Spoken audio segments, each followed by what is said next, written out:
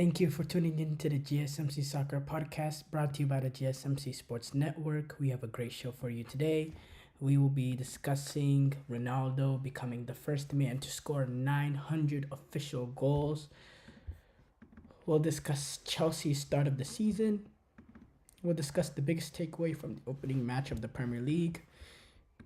We'll discuss Brazil taking on Ecuador in tomorrow's Colombia World Cup qualifier. And make sure you stick around for the end of the show where I'll be giving you my reaction to some of the top headlines going on in the football world. Now, before we start off though,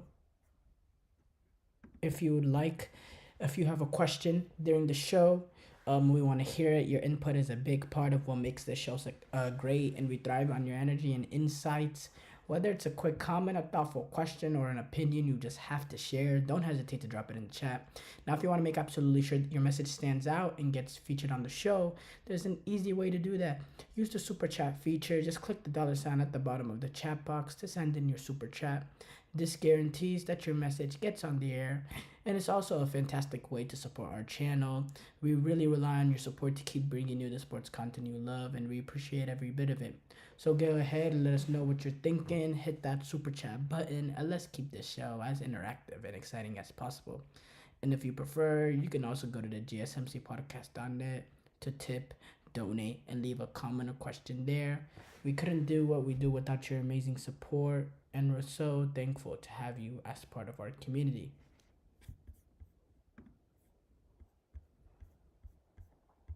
We start off though. Cristiano Ronaldo, boom, boom, boom, boom, with 900 official goals. That is insane. Look, I've been critical over Ronaldo for a while now, in terms of because when we talk about him when he's playing for Portugal. We don't really cover the Saudi league and what he's doing at Al Nassr. And when we saw him in the Portugal at the European Championship, in my opinion, which he didn't have the greatest of tournaments. But look, before we get to the negatives, which there is negatives, of course, there's no negatives with this, though. 900 goals. I mean, that's insane. I don't know if I could. I don't know how I can put this in 900 goals. I mean, that is insane. 900 official goals. I mean, I don't know. I don't even know how to even describe that. Like, the best, the most elite sort of goal scorer gets an average about 35, 40 goals. That's the best of the season usually. 35, 40. That's about, about 40 goals is probably the, each year it's probably the leading goal scorer of the year. About 40 goals. This guy Ronaldo, you would have to, let's say Lamine Yamal right now, who's 17 years old. Or that's a bad example. Let's say there's a new kid coming up the ranks, a new 18-year-old prodigy. For him to catch up to Ronaldo, he would have to score 45 goals for the next 20 seasons. It's just ridiculous, 900 goals is ridiculous. This is full recorded, all recorded as well. I mean, it just shows this is longevity, this is hard work, this is talent, this is perseverance, this is dedication. And, there's been some things I've been critical about, not regarding Ronaldo, but regarding, the Portugal around him for, the issues that they've had in terms of trying to, get past the Ronaldo age. But what you cannot argue is this guy's hugely dedicated. He is an extremely hard worker, and he's an extremely talented player. And yes, pure natural, wasn't as technically gifted as Messi or as, a lot of footballers, as the Neymars, as the Eden Hazards, the De Bruynes, wasn't as technically gifted at them in terms of being able to play in tight spaces and all that, but had enough of the ability to be great with a combination of hard work, dedication, and his drive.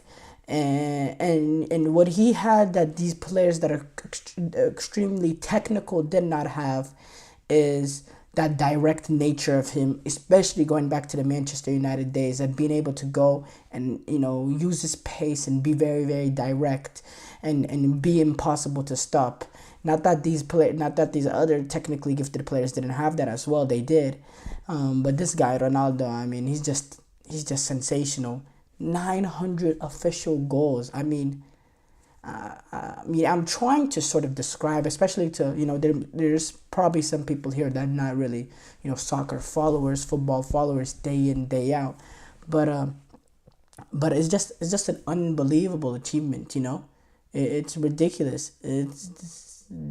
This is bigger than LeBron getting, you know. Actually, it's about the same. It's about LeBron breaking Kareem's record. Yeah, I'd say it's about that. But no, he's the first guy to ever reach 900 official goals. That's crazy. We've had some greats in the soccer world. Pele, Maradona, Brazilian Ronaldo, Messi. We've had many, many great players. But Ronaldo was the first. He needs to get the respect he deserves. He does get the respect he deserves. Um, Messi right now, he's at 838 goals, uh, which I believe, Messi could get there to the 900 club too, depending on, his intentions. Keep in mind, the Messi is 37. Ronaldo right now is 39, you know, which sort of makes sense on why Ronaldo's at 900 while Messi's at 838. But no, it's an unbelievable achievement for Cristiano Ronaldo. He really is one of the greatest players to play the sport of football. There's no two ways about that, and I never deny that. Now, the thing to be critical about Portugal is Ronaldo still being involved. Um, Look, like it or not, at this current state and manner of where Ronaldo is in his career, he only holds Portugal back. Um, Roberto Martinez is kind of, you know, almost forced to keep Ronaldo because he doesn't really have the bottle to drop him. We saw him even in Belgium, despite Eden Hazard being clearly past his best, continued to start him in the 2022 World Cup. For the first couple games.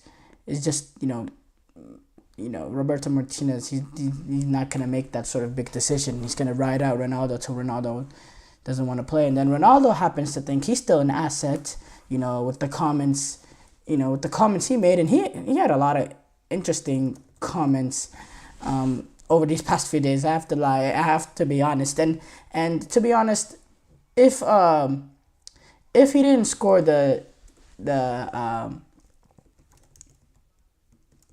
900th goal, we would be running away with this sort of some of the comments that he's made.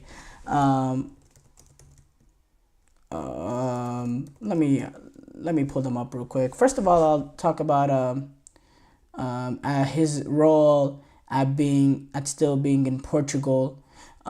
He said him. Ooh, let's pull it up actually. Uh, I had the quote pulled up, but I can't find it now. Okay, so this is what Ronaldo said.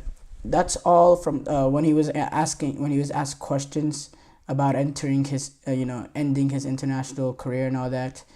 He said, "That's all from the press. It never crossed my mind that my cycle had came to an end. Quite the opposite. It gave me even more motivation to continue to be honest.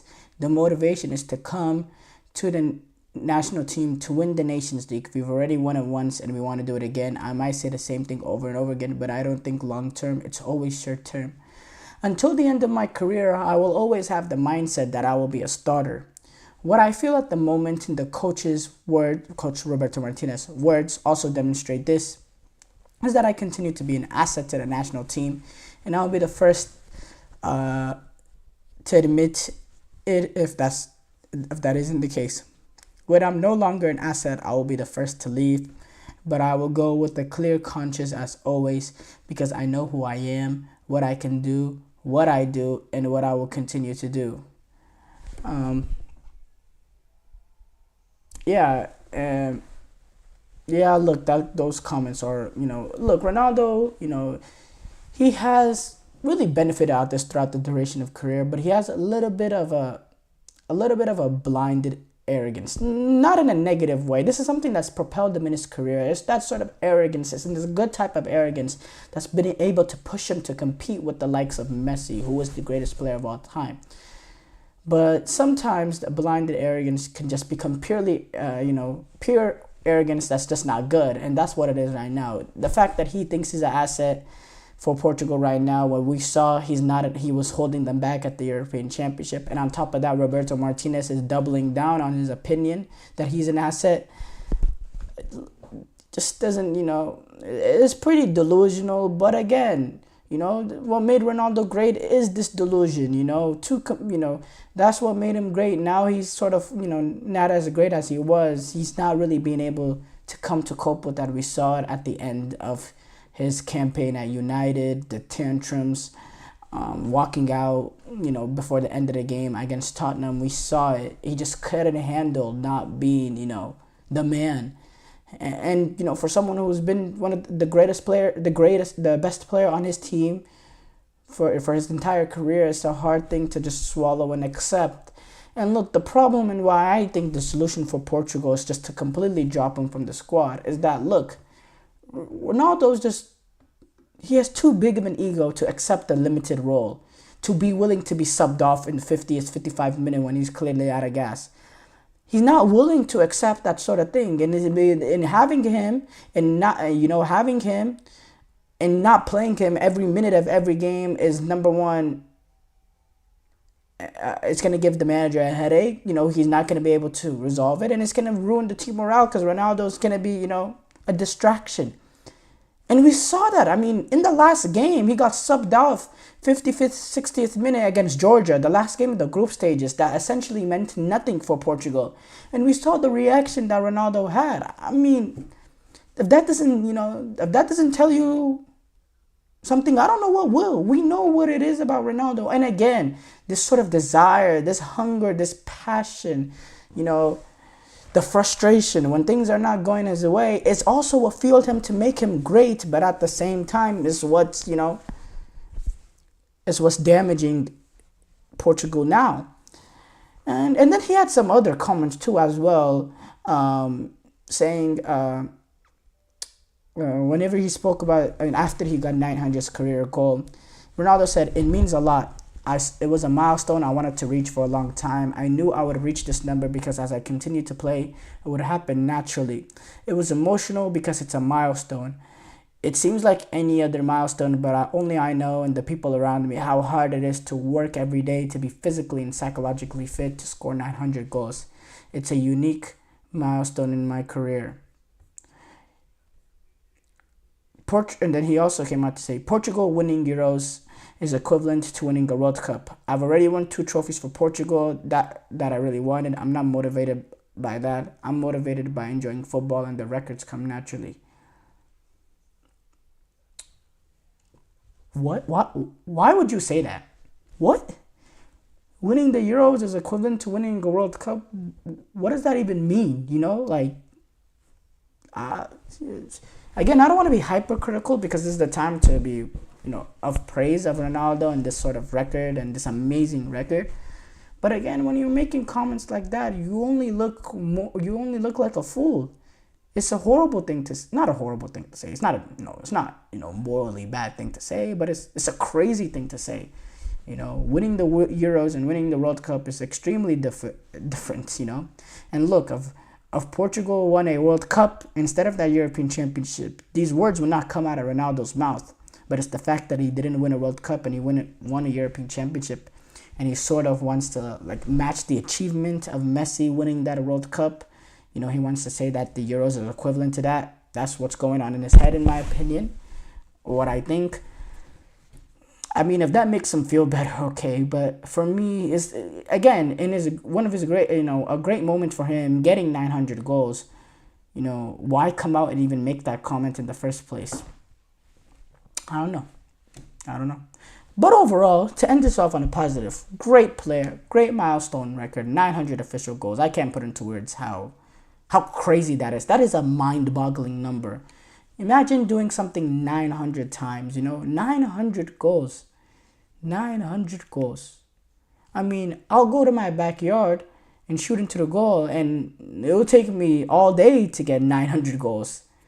And yeah, that's unbelievable. Short break here coming up though. When we come back, we will discuss Chelsea's start of the season. I feel like I'm losing my mind. Is everybody in the world blind? Please, Lord, give me a sign, a sign. I feel like I'm losing my mind. Is everybody in the world blind? Please, Lord, give me a sign, a sign.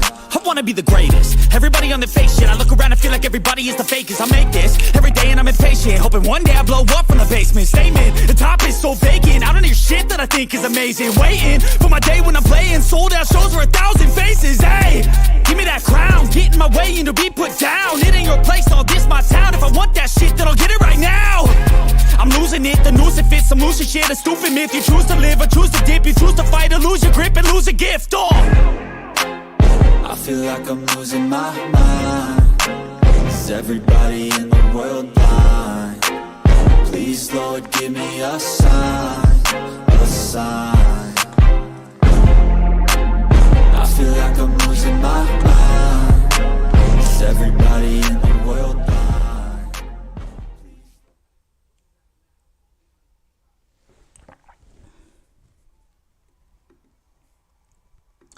Before the break, we discussed Ronaldo becoming the first man to score 900 official goals. We move on to assess Chelsea's start of the season. It's been a great, not a great, what am I? Hold on, let's get back on track. Let's talk about Ronaldo. No, it has not been a great start to the season, but again, hasn't been a horrible start to the season per se as well for Chelsea. So let's break it down. They've had 5 games actually so far to start off their season, because of the Europa Conference League playoff. So that they had an opening day sort of stale performance when they lost to City to open up their season 2-0. They played the first tie of the Conference League against Servette at Stamford Bridge. They won it 2-0 with a makeshift team. Then they went on to that weekend and had their, the biggest performance so far to start off the season. They were able to get 6 past Wolves in a completely devastating attacking performance in that second half, getting 4 goals in that second half to win that game 6-2 after entering level 2-2 and honestly being a little bit outplayed in that first half. And then they went away to Servette, in which they lost 2-1, but on aggregate they won. Which I didn't actually get to watch. I didn't watch that game. There was issues trying to find that game. And then Chelsea drew with Crystal Palace 1-1, which a first half they played really, really well, but they couldn't capitalize, and then they couldn't break down a low Crystal Palace block in that second half, which has been Chelsea's issue for a long time now, not being able to break down low blocks. And then it finished 1-1. So, no, I'm not going to really discuss the Conference League. It's the Conference League, and it's not even the Conference League, it's a playoff. The Premier League, 1 win, 1 draw, 1 loss. Look, for Chelsea standards, it's been a bad start to the season, for sure, for the standards of Chelsea Football Club. But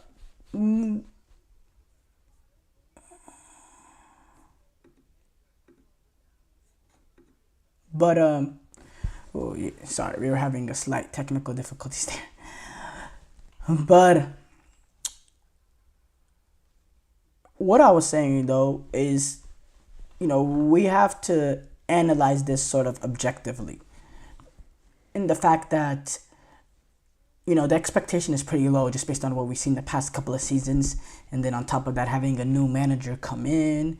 And this is, a very young team. And then a lot of signings come in. One is just coming in now in Jadon Sancho. And look, I'll say this, I don't think we've learned much from Chelsea. I don't know exactly what direction we're going, because we had that opening day sort of stale performance against City, which is sort of expected going up against City, who's been great so far to start off the season. Then we saw that attacking display, the dominance versus Wolves. But if we have to be completely honest, that was a really, really open game, and Chelsea had a lot of time and space to really carve up that Wolves defense. They were a very open team. It was a basketball game. Then Crystal Palace, we have a solid half, and then, and Dean Henderson made a lot of big saves. Then one moment, Crystal Palace, takes advantage of Eberechi Esse. They go into a low, not a low block, but they defend compact. And as always, Chelsea struggled to break them down. So I need to see a little bit more before I can really understand what direction we're gonna go into. Usually, first couple games, we could see, but so far I don't really know exactly. Again, it hasn't been horrible. It hasn't been great. It's been 4 points. 3 games is not great. But look, the thing that I will say is, in that Wolves game, the way that we played, the way how we moved the ball fast and took advantage of space is good. But now this team needs to develop that sort of ability to break down a low block. In my opinion, too, a striker is very essential in a low block, because you're not going to be able to create much great chances going up against low block. There's not enough spaces there. But if you have a striker that can that can get a goal out of nothing, can make a play for himself out of nothing, and sort of go direct, and he goes and gets it on a header, or if he's able to find a little bit of space in that low block and then be a clinical finisher from the space he has, those sort of slight movements you see from a pure striker to find space in the box. A striker can bail you out of those certain situations. We don't have that. Nicholas Jackson is far from that.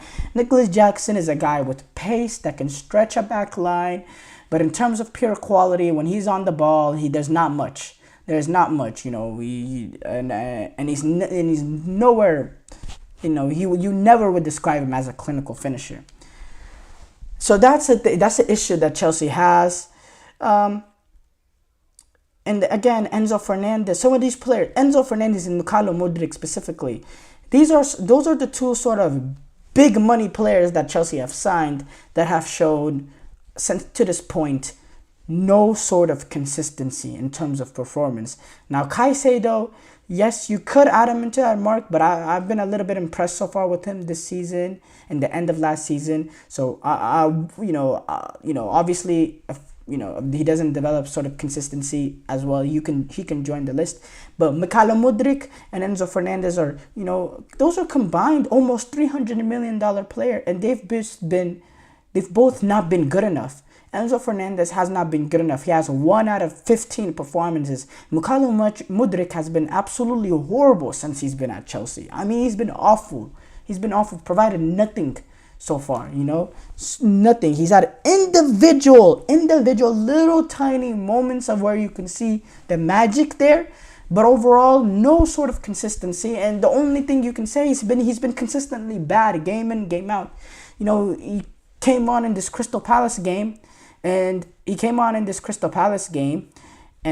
a lot of people said he performed, he was okay, he was decent. Well, no, he was not decent. He didn't do anything.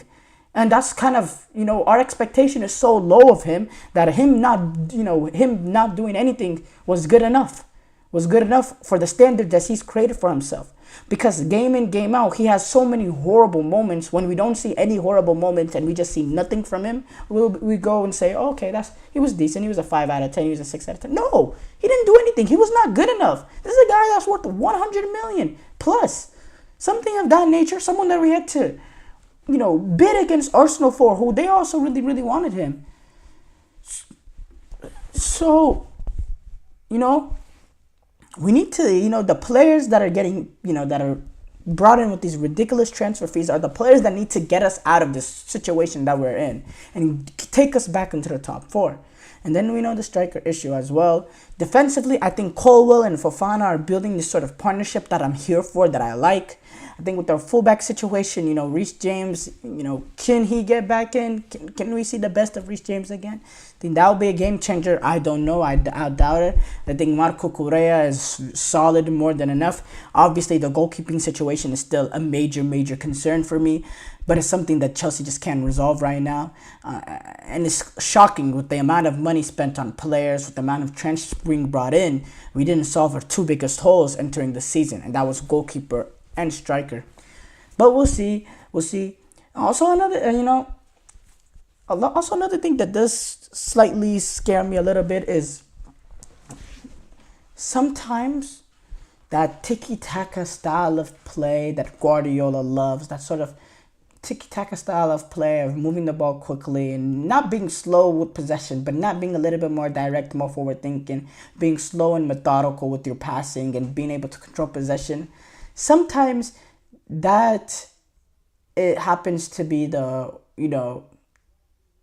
worst thing to do against a low block. And what I said about Chelsea, they've struggled a lot for a low block in the past couple seasons, and we saw that with Crystal Palace again. Can Chelsea, because what they did brilliantly against Wolves was move the ball quickly and play with speed.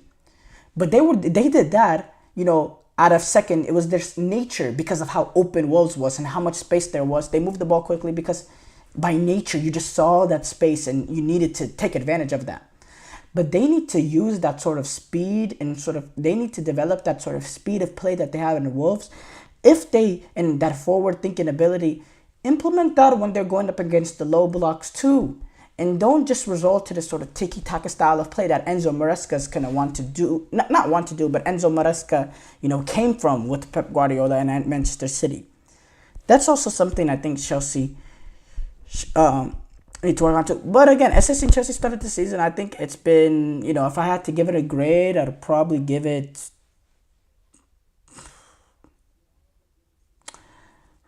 Look, I think B minus. I think B minus is too positive, but C is too negative. I'll go, somewhere in there, the C, B minus range, anywhere in there. Has not been horrible, but has not been good enough at all. Been far from good enough.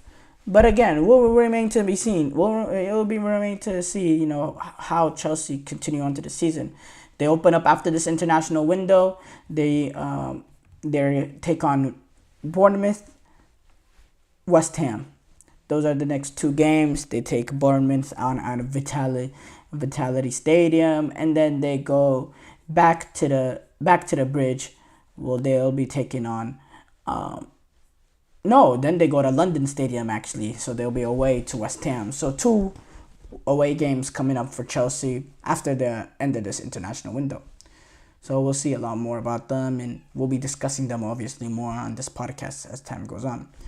Short break here coming up. When we come back, we'll discuss our biggest takeaways from the opening matches of the Premier League. Looking for your daily fix of sports talk without having to pay for it? GSMC Sports Network is available on YouTube. Just search GSMC Sports Network. Get your fix of daily sports talk shows on YouTube, absolutely free. NFL, college football, NBA, MLB, MMA, UFC, fantasy football, and so much more. GSMC Sports Network has shows running all day long, with new sports shows starting every 2 hours. Just like on your favorite cable sports channel, except GSMC Sports Network is absolutely free. Just search GSMC Sports Network on YouTube to catch one of your new favorite shows, like the GSMC College Football Podcast, Chip Shot Football Podcast, Hoops and Heels Women's Sports Podcast, GSMC Basketball Podcast, and so many more. Check it out for yourself. GSMC Sports Network, now available on YouTube absolutely free. Search GSMC Sports Network on YouTube right now.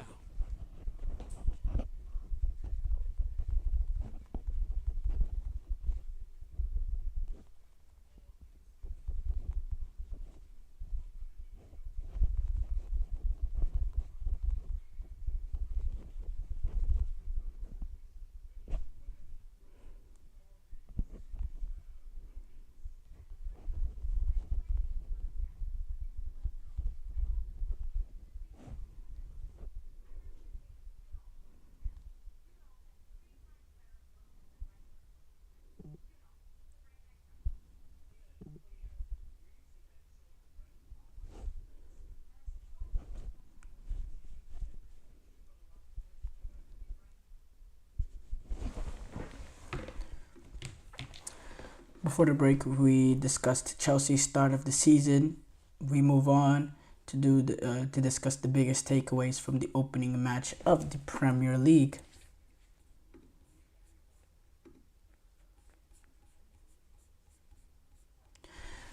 So let's break it down exactly. Obviously, we talked about Chelsea and their starts. So we're not gonna go in depth with Chelsea because we just did that this past segment. But we've had a pretty interesting start to the season. I've enjoyed the start of the Premier League. Sports are back. The NFL kicked off today as well. We're really getting back to the day-to-day grind in the sporting world. Let's start off with City. City are still the team to beat. Erling Haaland is the best player in the world. 7 goals in 3 games. 2 hat-tricks in 3 games. 7 goals in 3 games. Look, that's a player right there, Erling Haaland. And Arsenal, we know, with Manchester City, they're the team to beat. They're still really, really good. To start off the season, go away to Stamford Bridge. Sort of play a makeshift team as well, and don't play your real best players. Give a chance for a lot of rest for some of the players that made deep runs in the European Championship, to have them fresher later on the season. And they've done, and then to go in and still win that game 2-0 and still do it in comfortable fashion, not getting out of second gear. And then, being able to dismantle Ipswich Town, and then defeat West Ham away 3-1. Again, another pretty comfortable victory, getting the hat trick from your man. It remains to say that, City are still the best team, and, they've made the sort of first 3 games look like barbecue chicken. It's been really, really light work for them.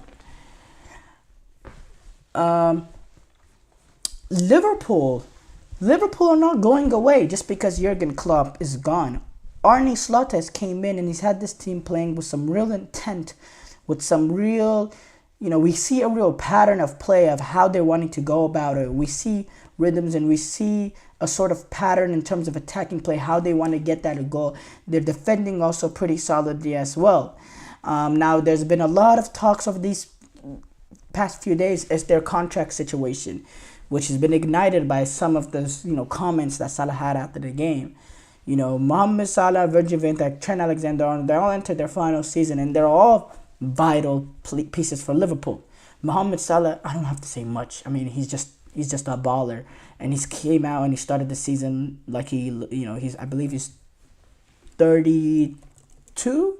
He's 32 going on to 22. Just started off the season greatly, has not lost it at all, and is really the talisman, in terms of goals, assists, playmaker. He's a fierce animal in there in terms of, he's a relentless. The consistency of game in, game out, being that sort of threat with how direct he is, how he takes players on, how he has that knack of scoring goals. That's going to be a key thing for them. Or Virgil van Dijk, obviously, being that captain in defense, being the guy in the back that's really the leader in there, being the main guy at center half, being one of the best center halves in the world. Obviously, that's a big one. And then Trent Alexander-Arnold, the English, the Scouser in there, him being a Liverpoolian, I don't know what the term is for someone who's from Liverpool. I was going to say Liverpoolian, but I don't think that's it. The Scouser in there, he's so vital. The amount of opportunities that come from him on the right-hand side with the quality of balls that he can play in. I still don't think I've ever seen a player that can whip in a cross like Trent Alexander-Arnold. Just purely such a brilliant, gifted player. And again, if you lose him, someone that came up the ranks of Liverpool, someone that is from Liverpool, that's just horrible. That's also a vital one. And then in January, they're all going to be free to negotiate. We already see it with other clubs. We already see the rumors about Real Madrid being interested in Trent Alexander-Arnold.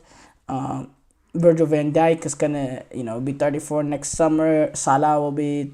the problem with Salah is that, he's gonna want a multi-year deal with very good wage, and Liverpool are kind of put themselves, they don't want to be in an awkward position if, let's say, a sudden drop-off happens and they're having to pay Salah a lot of money. We see that with situations with other players. United are sort of going with that with Casemiro right now. You don't want to put yourself in that sort of position. But that's the main thing that's been talked about. But again, the start of Liverpool, they've been great. The attack of Mohamed Salah, Luis Diaz, Jota, Gakpo, Nunez on the bench. I mean, it's a fierce attack. The revelation that's been in Gravenberg in midfield, being able to partner up with McAllister and Szoboszlai playing a little bit more of an advanced role, gelling in there. Gravenberg playing a position that we never thought that's his sort of place, but Arne Slot being able to make that work and him excelling in there so exceptionally. And then we see how the fullbacks, Andy Robertson and Trent Alexander-Arnold, are involved in the attack as well. And we thought that might be I thought that might be limited because they were a huge part of how Liverpool attacked with Jurgen Klopp. And I didn't think that could be replicated with Arne Slot. But Arne Slot has still managed to use their qualities to being able. Trent Alexander-Arnold has been exceptional this season. So, I'll say that. With Liverpool, that's obviously, there's a lot to follow there. Southampton, Ipswich Town, and Leicester, they've all managed to not win a single game, which is, been disappointing. Those three teams have not winning a single game. We know how it works with the the top of the Premier League is making 100 million, or the bottom of the Premier League is making 100 million, and the top of the Championship is making, I don't know, like a fraction of that, not even a fraction of that. There's a gap, and but that's not to be surprising. Chelsea, again, we don't know much about them as well. But something we do know is Cole Palmer last season was not a one-year wonder. We see it again this season. He started off 1 goal, 4 assists, a magical goal against Wolves. He's been able to create. That opening day against Manchester City, Enzo Maresca deployed him on that left or right-hand side. I'm forgetting right now at the top of my head. I think it was the right-hand side. And he didn't really look at his sharpest best.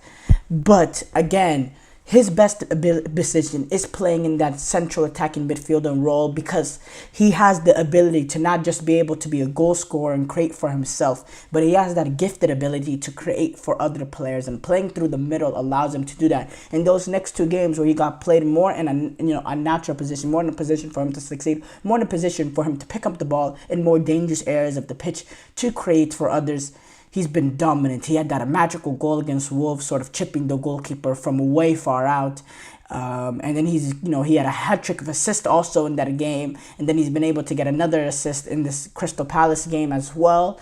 And his performance throughout those 2 games, he's been absolutely sensational. Last year was not a one-year wonder. And I thought maybe, he'd slow down and he wouldn't be as good of a player if he was last. No. He's been great to start off, and I don't see a drop-off coming. I think there's some consistency that's going to come with Cole Palmer, and I think he's really going to skyrocket up into a lot of people in terms of their best players in the world list, because he is a player. He is a player. I can't argue that. Arsenal, they had a good opening game against Wolves. They had a great game against Aston Villa, despite, having Aston Villa picking up some confidence in moments in that game. Aston Villa playing at home with the home crowd. Arsenal were able to dig in and get the victory with Trossard coming on, getting the first goal on his first touch. Then eventually Thomas Partey sealing the deal 8 or 9 minutes later. But then it was that disappointment against Brighton in which they go down a man, and they take the lead and they go down a man. Brighton going to equalize, and then Arsenal sort of holding on, playing against a Brighton team that's had a good season so far, that look good under Fabian Hersler. again, my biggest takeaway from them is Arsenal still really, really good team. Good start to the season, everything, all that, right? Great start. But the dropping points is critical. While Manchester City are excelling and flying high, Arsenal already dropped points. Again, these are the sort of games that Arsenal might look back on now. Any sort of drop points with how tight and how great Manchester City is and how tight this campaign can be, any drop points is a massive missed opportunity. But Arsenal have a chance to, take out the sour taste in the mouth because they open up their campaign post the international break when they take on Tottenham, the North London derby, and that'll be at Tottenham Hotspur Stadium. And going back to Tottenham, they had that magical game against, not magical, but they were able to glide past Everton 4-0. And then they had the opening day draw against Leicester 1-1, and then they had that loss at Newcastle at St. James's Park in their third game, in which you can point out the same thing with those two games. Not being able to finish your opportunities, not being able to be ruthless, lacking that cutting edge to get the ball into the back of the net to take the game away. That opening day against Leicester City, they had Dominic Solanke playing his first game for Tottenham, so I can't be hypercritical of him there. Had a few opportunities, but nothing crazy. But again, Tottenham created so many chances in that first half, completely outclassed Leicester, dominated the game, could only get a 1-goal lead. And when you're a 1-goal lead is never safe because it only takes one attack for Leicester to get back into the game, in which Leicester had that later on in the second half, and Tottenham weren't able to close that deal. And then against Newcastle, again, dominated Newcastle in terms of general play throughout the entire game, not even just throughout the entire game, but 2 goals against the run of play, 1 to start off the game for Newcastle. Tottenham were able to equalize. They continued on. They went on. They dominated. They created a lot of chances. They had a good possession. Couldn't get the second. Quick counterattack against Tottenham's really ridiculously high line, and boom, they're down 2-1. That's the nature that we find ourselves in now. And Spurs, they need to sharpen that up. They need to be able to have more cutting edge to get the ball into the back of the net. They need to be brilliant. They need to finish. Now, in that final game, Dominic Solanke didn't play. So now with the international break, they can soothe them in there. Ange Postecoglou can, hopefully he was able to come back because they play Arsenal, the North London derby, to open up their post-international break. That's going to be really, really pivotal. Dominic Solanke, returning. That's going to be extremely, extremely pivotal. Short break here coming up, though. Wow, we went a little bit over the time. Short break here coming up. When we come back, we will discuss the Colombo World Cup qualifier between Brazil and Ecuador.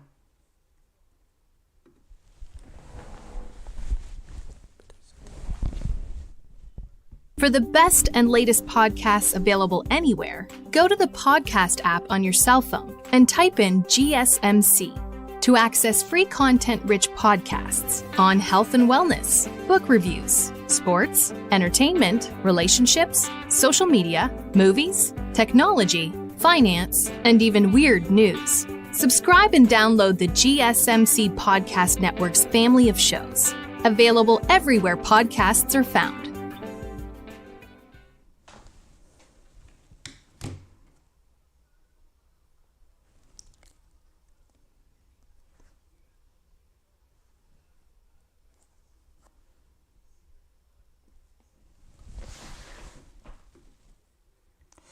Before the break, we discussed the biggest takeaways from the opening matches of the Premier League. We move on to preview the Colombo World Cup qualifier between Brazil and Ecuador. This is a crucial World Cup qualifier for Brazil. Brazil currently find themselves in Colombo in 6th place with 7 points. 6th place after how many games? After 6 games. 2 wins, 1 draw, 3 losses.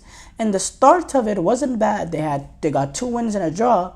But then since then, 3 straight losses suffered.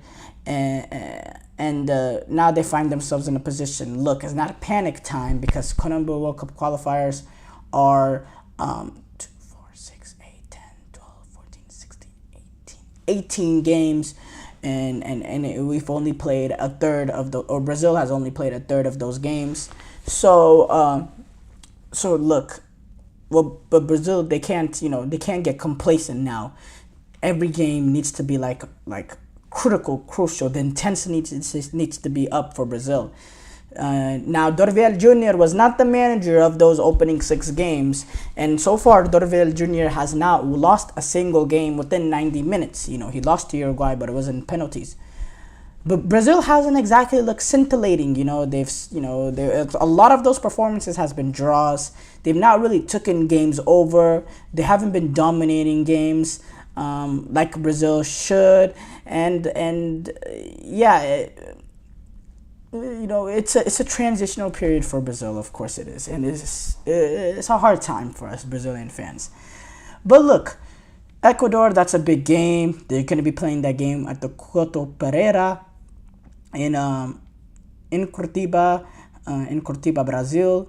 About 40,000, not the biggest of stadiums in Brazil, but there's going to be a good tense atmosphere there. And it's interesting, this game is getting played simultaneously while the Eagles take on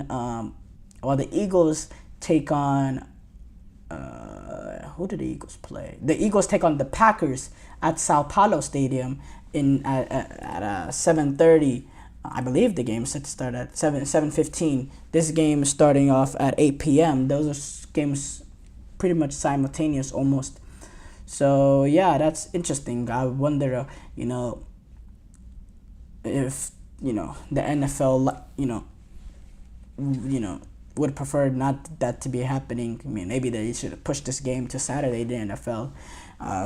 Because we know the attention of the Brazilian fan will be in this Brazil game, critical World Cup qualifier. Now we know Neymar is not going to be present. He's nearing his return to Al Ahly, which is great news for everybody in the football world. But there's also no Richarlison who's out. So, Brazil number 9 depth is weak. There's Endrick, who's a 17-year-old, and then there's the play. Man, his name is escaping my head. I was just talking about him. He plays in the Brazil League. Well, where is it? Give me 1 second as I pull it up.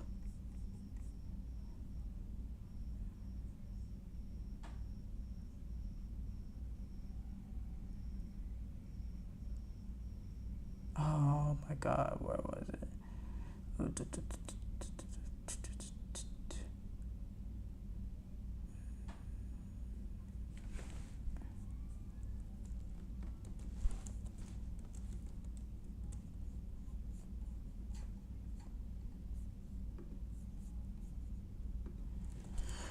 Okay, while I find that though, but Brazil, they're gonna have they're gonna be coming weak-handed. No Rafinha also, who's not gonna be available. So it's looking like it's gonna be a Real Madrid front three of Endrick, Vinicius, Rodrigo, and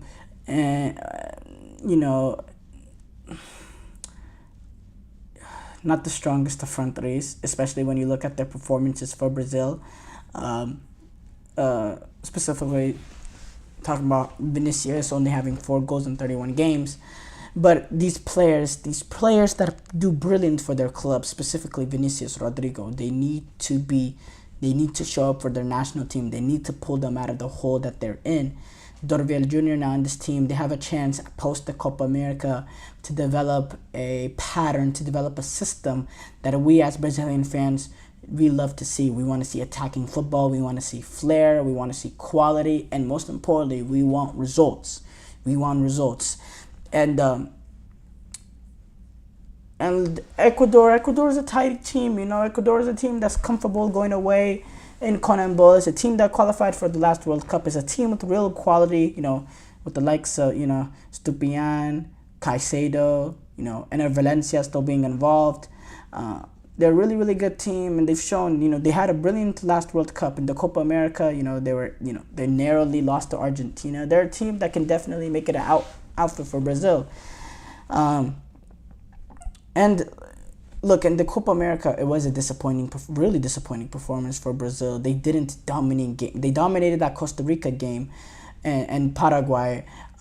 They dominated that Costa Rica game, but they couldn't get a goal. It finished 0-0. They did dominate Paraguay. But again, with Paraguay, Paraguay is not to the level of competition that Brazil are expecting to be. Brazil, want to achieve higher than being able to dominate Paraguay. And this is a critical, hypercritical World Cup qualifier. For me, I think Brazil will get the result. I think they need to have some sort of a positive performance after the disappointing Copa America. They need to build some sort of momentum as they're able to get players back from injury, like Neymar, as they get suspended Rafinha back soon as well. Probably they'll both be available that next international window. Or Rafinha will. Neymar might be available for that next international window. He'll come back and he'll be the talisman in this team. And then they need to develop sort of consistency in defense as well. Jan Koto, now he's taking that next level, going at Borussia Dortmund. Can he go become that top-class fullback and become that sort of player for Brazil as he continues to develop? I think that's a player that I'm really looking forward to see his development now that he's at Borussia Dortmund. So yeah, we'll see with Brazil. This Brazilian team is not of the Brazilian teams of the past. I've been really critical over them, but look, we have a World Cup that we're preparing for in 2 years in the U.S. And even despite Brazil, over this past decade or so, Brazil have put out some poor teams in the Copa America. The 2016 Copa America Centenario, not being able to get out of the group. This past Copa America as well. But in the World Cup, every World Cup we've had, the 2018, 2022 World Cup, we've had really, really strong teams that, just couldn't get over the hump in quarterfinals. But the players and the team had the ability to win it. They just couldn't really get over the hump in those games. Can Brazil get back to that? Can they build this sort of dominant team for the World Cup in which they are able to get over the hump and win it? We'll see. And Dorvel Jr., he has a lot of work to do with this Brazilian team. Short break here coming up. When we come back, we'll react to some of the top soccer headlines.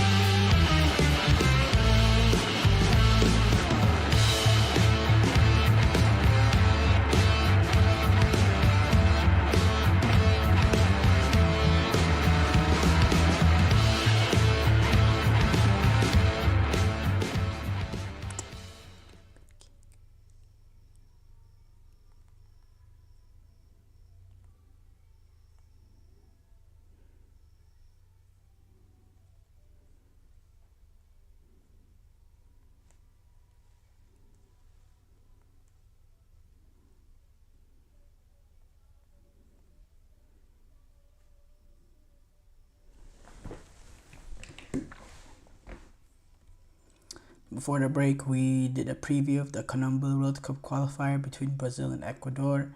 We move on to react to some of the top soccer headlines. Wow, the show has been, we went pretty long with the segments. We were at 55 minutes for the last segment of the show. But there's some interesting things to talk about. First of all, Colombia World Cup qualifiers are on their way. Let's pull it up real quick. Bolivia were able to get a win over Venezuela 4-0 at not in La Paz, but at Municipal Stadium El Alto. I don't know. This is they're kind of Bolivia altitude, and So originally they played at La Paz, but the altitude is higher at the Municipal Stadium El Alto. It's about 1,840 steps up. It's 4,150 meters above sea level, and it's now the new home for the Bolivian national team. And La Paz Stadium has a capacity of 41,000 around or so, but they've decided to go in the stadium a little bit more than half of its population of its capacity to get that added altitude incentive for Bolivia. And they went out and they won 4-0 against Venezuela, against a Venezuelan team that had a really good Copa America. They got out of their group as group winners. They did have that they did lose to Canada in the knockout stages of that Copa America in the quarterfinal, but they only lost on penalties. I didn't watch the game, so I couldn't give you really a tactical analysis of it, but that's a surprising result. But again, that altitude makes a big difference for Bolivia, and the fact that it's even worse than it is in La Paz. I'm interested to see some of these big teams when they go in there. I think Brazil is yet to go play at Bolivia.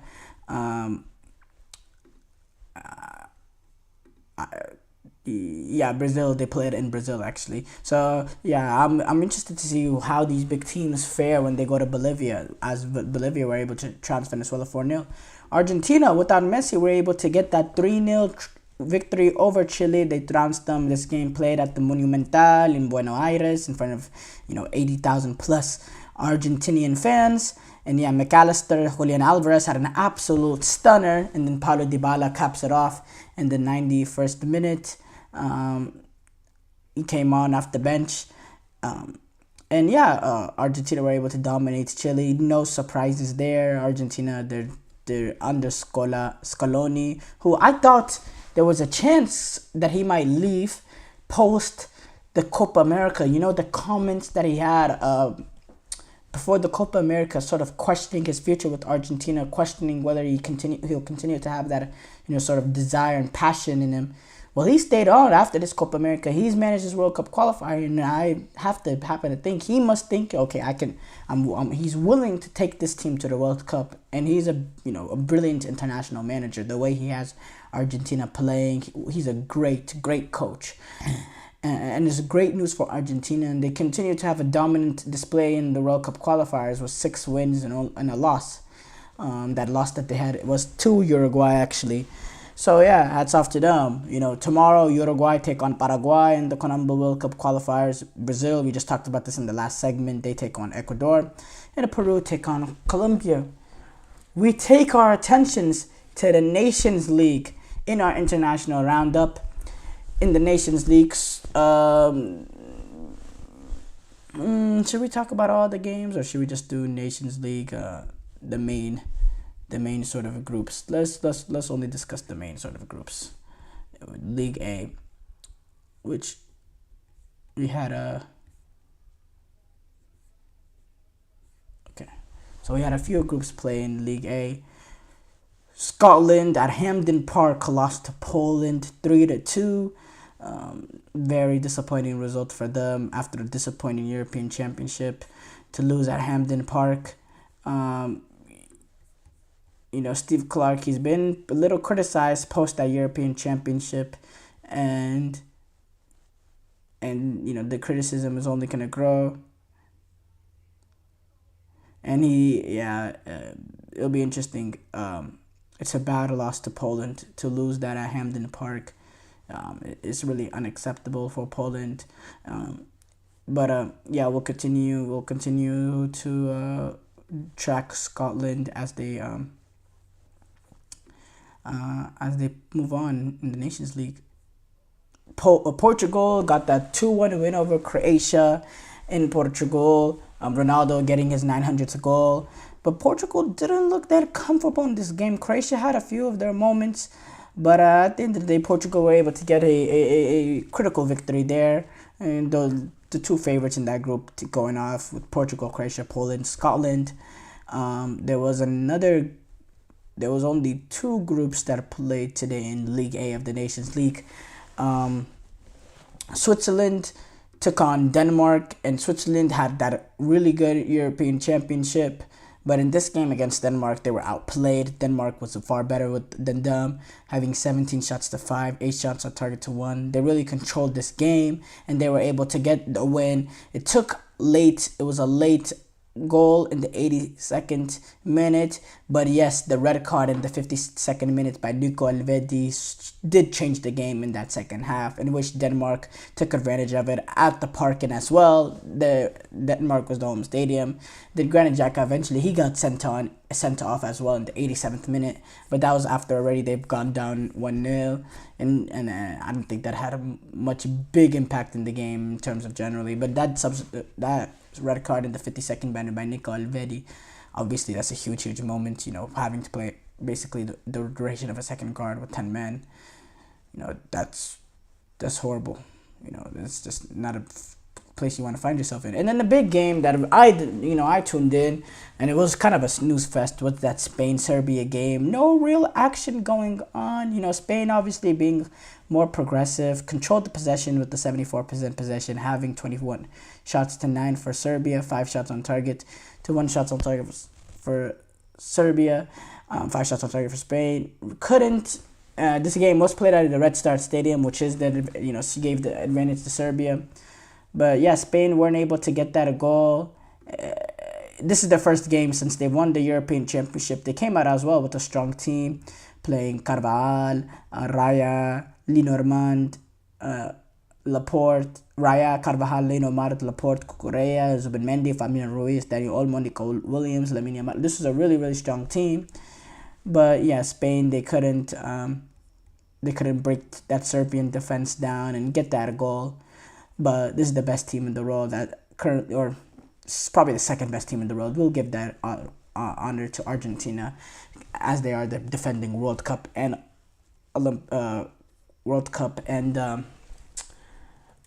Copa America champions. And by the way, that Finalissima, Spain versus Argentina, that's gonna be one heck of a Finalissima. I'm gonna be very excited to see that. I don't know if they've announced a date for that game, but it'll probably be sometime, in the June of 2025. That's what we're expecting, and yeah, we're all excited to see that. So yeah, that's the wrap-ups of this summer's international, of this current international set of matches. We'll talk about more about tomorrow. There's going to be more international games. We'll talk about the games that. But overall, we went a little bit overboard. But thank you guys for tuning in to the GSMC Soccer Podcast, presented by the GSMC Sports Network. Your support means a lot to us, so please remember to subscribe to the show and leave a positive review. It really does make a difference. We also invite you to follow us on Facebook, Twitter, TikTok, and Instagram for more content and updates. Thank you once again, and have a wonderful, wonderful day.